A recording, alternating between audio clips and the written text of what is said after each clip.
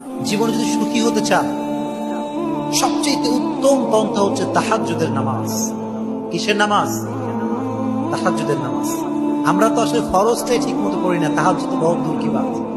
কিন্তু আল্লাহ বলছে তোমার লাইফে যদি খুব বেশি চাওয়া পাওয়া থাকে, তোমার কোনো একটা ড্রিম যদি থাকে, তাহাজ্জুদের সময় ডাকলে শুনবে একজন, তিনি কে?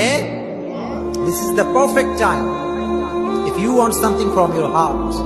মন থেকে যদি কিছু চান, তাহাজ্জুদের সময় শেষ রাত্রিতে ফজরের পূর্বে উঠা যাবে ইনশাআল্লাহ। জোরে কোন ইনশাআল্লাহ। তাহাজ্জুদের সময় উঠে আপনার যত কষ্ট আছে, যত আকাঙ্ক্ষা আছে, রবের কাছে বলা যাবে ইনশাআল্লাহ। এই তাহাজ্জুদের সময়টা বড় বরকতের সময়। কেউ যদি পড়াশোনা করতে চায়, সেজন্য এই সময় উঠে যায়। পড়াশোনায় বরকত দিবে একজন, তিনি কে?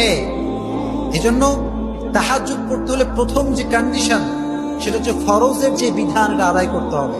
কেউ যদি ফরজ নামাজ ঠিক মতো আদায় করতে না পারে, সে তাহাজ্জুদ পড়ার তৌফিক কখনো পাবে। এজন্য 3 নাম্বার যে ওয়ে, সেটা হচ্ছে এই যে তাহাজ্জুদের সময় আল্লাহর কাছে চাইবেন যে Allah, I want happy, I want happiness. আমি লাইফে সুখ চাই, দুঃখ আমি কখনো চাই। এজন্য তাহাজ্জুদের সময় উঠে আল্লাহর কাছে সুখী হওয়ার দোয়া করা যাবে ইনশাআল্লাহ। সব কথা বলবেন, সুখের কথা, দুঃখের কথা, আপনার লাইফে অনেক পেরেশানি, সব কথা আল্লাহর কাছে খুলে বলা যাবে ইনশাআল্লাহ।